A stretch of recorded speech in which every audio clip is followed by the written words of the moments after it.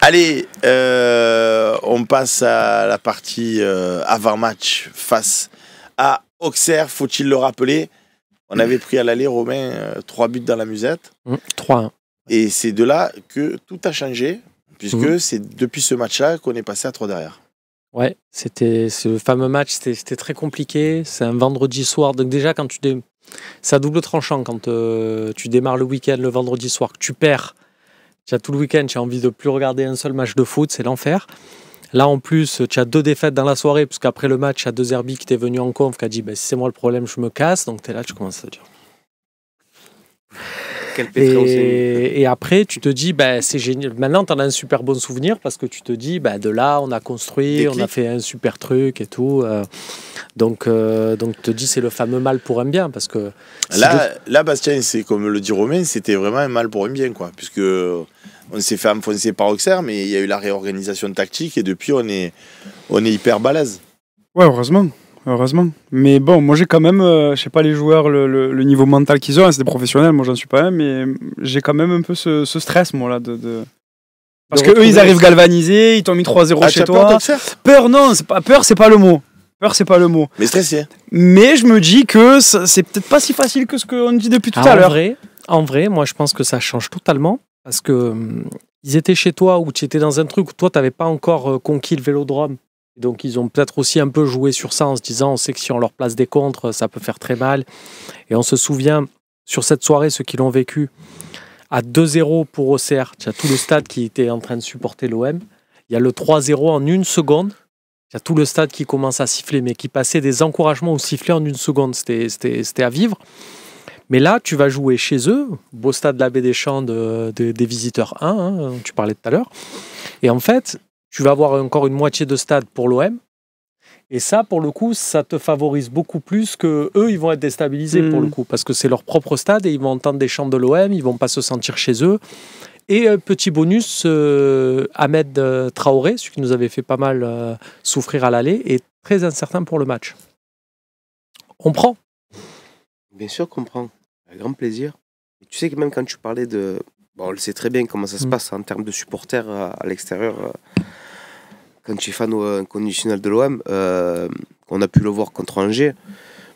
Je crois que j'ai vu un truc, je ne sais pas si c'est vrai ou si c'est faux. Ils ont essayé de... les ventes de billets ont été faites d'une façon un peu spéciale pour le match contre Auxerre. Parce qu'ils ne voulaient pas rendre le fait que le stade soit, entre guillemets, 100% marseillais, quoi. Ah oui, ça... Après, Auxerre, là aussi, où c'est toujours historiquement compliqué là-dessus, c'est qu'il y a toujours, comme dans beaucoup de stades, beaucoup de supporters de l'OM, mais c'est à 1 heure au sud de Paris, et il y a pas mal, à l'époque, il y avait pas mal de supporters du PSG qui descendaient, il y avait un peu des affrontements, donc il y a ce truc-là aussi qui doit rentrer en ligne de compte, je pense. On craint qui du côté d'Auxerre, puisqu'il n'y aura a priori pas Traoré. Dégueu. Du coup, voilà, merci. Non, ils ont le Gaëtan Perrin là, qui nous avait fait mal aussi au match aller, et qui est ce bon petit joueur de Ligue 1 qui est capable de mettre des bonnes passes et de marquer tout seul. Donc attention, moi je trouve que c'est leur défense qui tient la route. C'est-à-dire que les 2 latéraux, ils nous avaient fait forte impression au Vélodrome à l'aller. Mensah et Weaver, là, c'était pas mal. Ouais, Mensah, sur le côté gauche... c'était pas mal, hein. Alors qu'on l'avait vu à Bordeaux, c'était bof. Et là, c'était pas mal. Mais à voir, parce qu'ils se sont trouvés dans une organisation différente. Moi, je suis très curieux de voir si leur coach, il va pas rechanger son schéma juste parce qu'il joue contre nous. Et moi, je le vois bien repasser à 5... Juste parce que là, ils jouent à 4 depuis des semaines. Ils ont eu des bons résultats au Auxerre, là. Ils sont pas en lutte pour le maintien. Ils sont au milieu de 10, 12e. Voilà. Mais je le vois bien, Pélissier, je le vois bien capable, parce qu'il va jouer contre nous, de repasser à 5 derrière. On parle quand même d'une équipe qui est à 11 ou 12 matchs sans victoire consécutifs. Ah ouais, à ce point ? Malheureusement pour eux. C'est pour ça que je me dis qu'il n'y a pas d'inquiétude. Après, c'est normal d'en parler parce qu'on joue contre eux. Et que voilà, ils viennent d'arriver de Ligue 2 aussi, hein, on est bien d'accord. C'est vrai qu'ils n'ont plus gagné un match là, depuis les... Écoute, on prend. Ça fait 12 matchs, après toute compétition confondue. Hein. Vu qu'ils ont joué la Ligue des Champions la semaine dernière. Et du coup, Et ouais, tu n'as pas le multiplex, faut regarder bien au fond. non, mais c'est vrai. Après, on se doit d'en parler parce que c'est normal et qu'on sait très bien que c'est le genre d'équipe qui est Auxerre. Et bon, on va pas comparer le Auxerre d'avant et le Auxerre de maintenant, mais on sait très bien que ces équipes-là, elles se donnent à 850 000 % quand ils jouent contre l'OM. Et c'est dans ces moments-là où ça soit nous les plus intelligents qu'eux, en fait. En se disant que ils veulent essayer de nous prendre de court, comme ils ont pu faire à l'aller, malheureusement, qui était incroyable. Je pense que c'était une bouteille jetée à l'eau, qui d'un coup est revenue et que miraculeusement, ils sont repartis avec les 3 points. Là, l'erreur, elle est que l'OM ne doit pas perdre le match, ni de faire de match nul, doivent tout simplement le remporter haut la main. Haut la main, pourquoi ? Parce que cette année, et quand on voit les derniers matchs de l'OM, on se dit qu'on a une équipe vraiment très compétitive et qu'on a des joueurs vraiment extraordinaires. Alors, malgré que l'absence de certains joueurs, c'est pas un défaut. C'est juste qu'il faut prendre en compte, et ne serait-ce que de se dire, les gars, on joue contre Auxerre, ils étaient en Ligue 2 l'année dernière, ils sont sur 11 ou 12 matchs sans victoire, ils vont pas quand même nous la refaire à l'envers pour le match retour. Ça serait vraiment un comble, et demain je me fais curer, je monterai à la Vierge de la Garde, j'enfilerai le truc, et je te le dis, et je le fais. Mettez-le en replay si vous voulez, il n'y a pas de souci. Si on perd contre Auxerre, je me fais curer. Voilà. C'est dit, c'est fait. Il y en avait un qui avait dit qu'il mangerait tous les rats de Paris ou qu'il sucerait tous les zboops de Paname.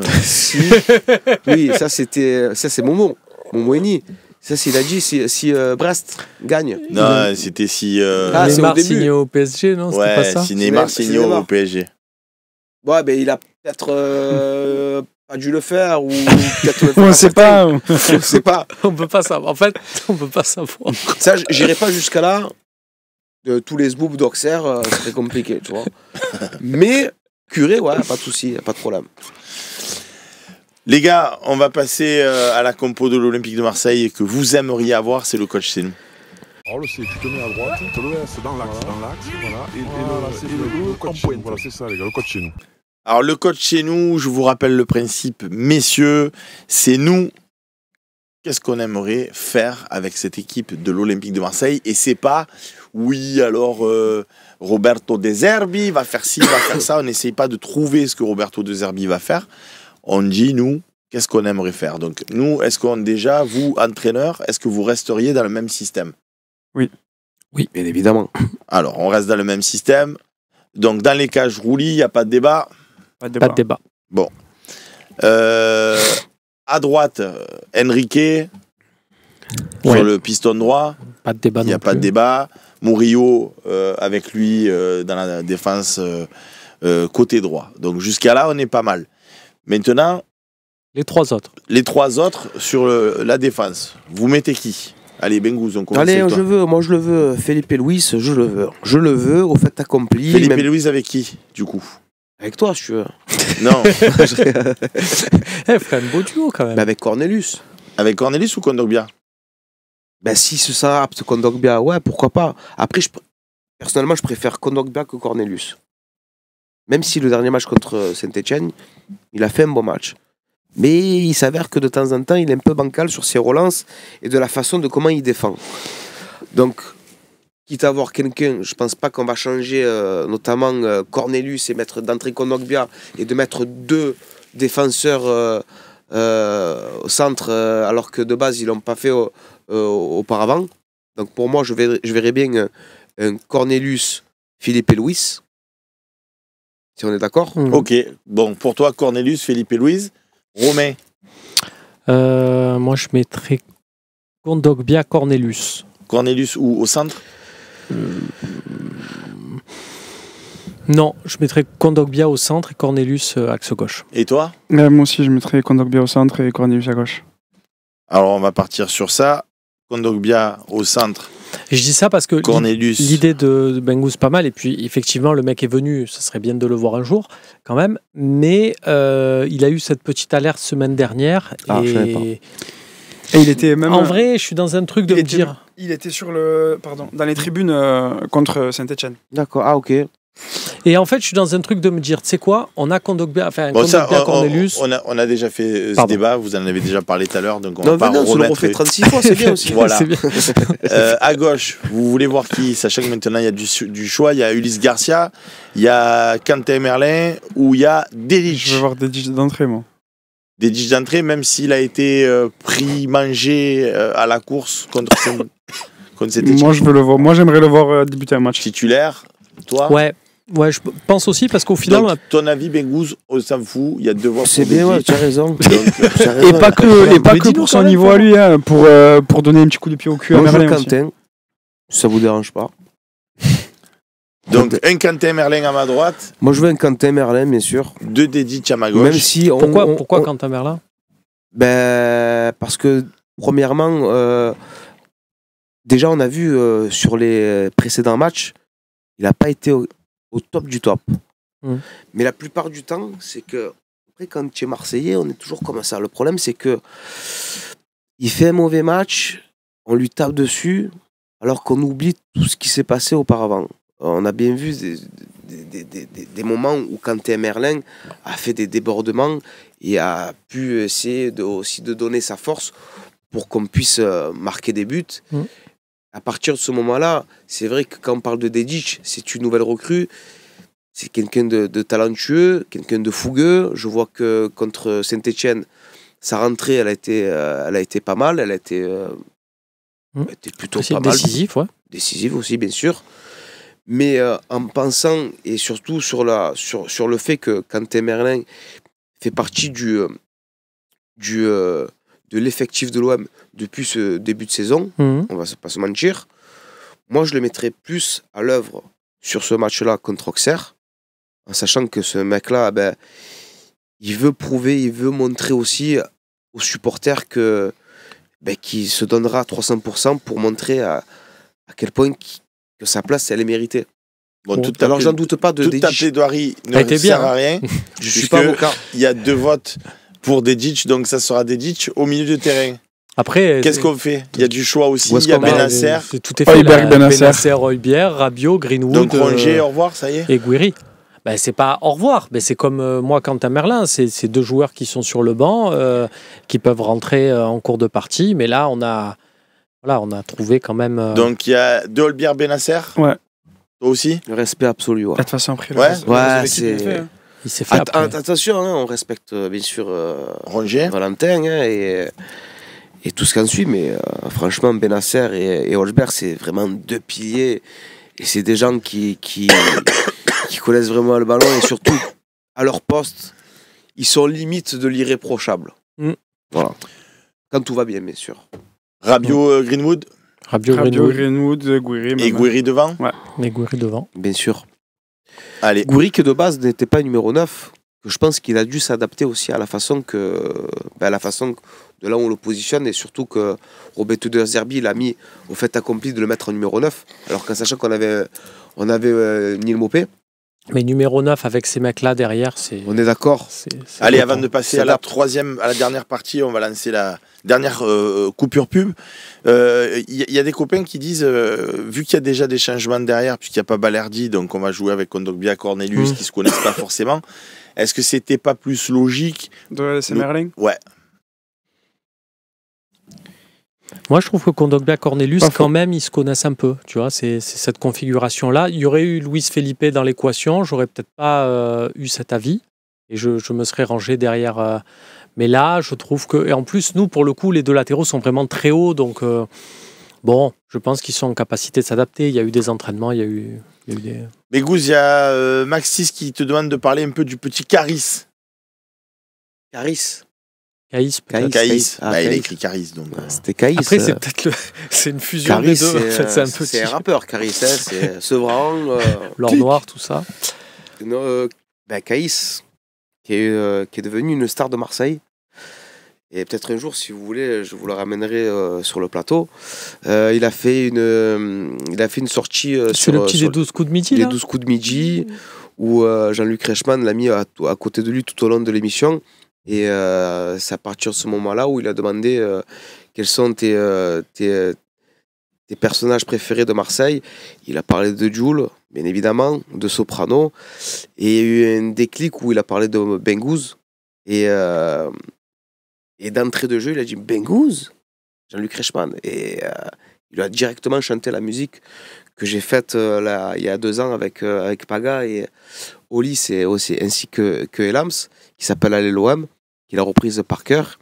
Et en fait, ce moment-là, cet instant-là, a pris un engouement, un truc qui est vraiment incroyable, où ça a généré vraiment plus de, si on rassemble tout, plus de 10 millions de vues. Et ce petit-là, il m'a tellement régalé parce que sortant de la bouche d'un petit qui est, en plus, c'est un beau gosse, c'est un passionné du football et c'est un passionné de l'OM. Je me suis dit, mais putain, comment lui rendre pour qu'il soit content et qu'il passe des bons moments. Je l'ai invité pour le dernier match contre Saint-Etienne. Et il a pris du plaisir. Et en plus de ça, on a gagné 5-1. Et cette sortie-là, enfin, la fois où il est sorti, enfin, quand il était sur TF1, il y a énormément de gens qui l'ont vu. Donc, limite, il a levé la vedette à Bengouz. Ce qui était incroyable, même les gens lui demandaient des photos. Et du coup, petits. Tu allais même faire une petite vidéo avec le maire de Marseille. Aujourd'hui, il y a le maire de Marseille qui m'avait contacté en me disant qu'il voulait absolument rencontrer le petit Caïs.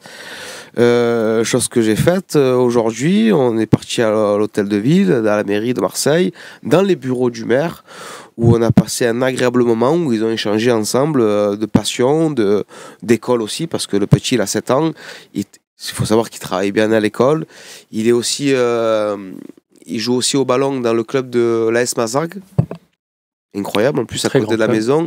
Chose qu'on connaît aussi, hein, Romain. Bien sûr. On est d'accord. Ça forme des très grands. Et puis, avec ce bagou qu'il a, c'est surtout cette simplicité de pouvoir parler de football et de l'OM.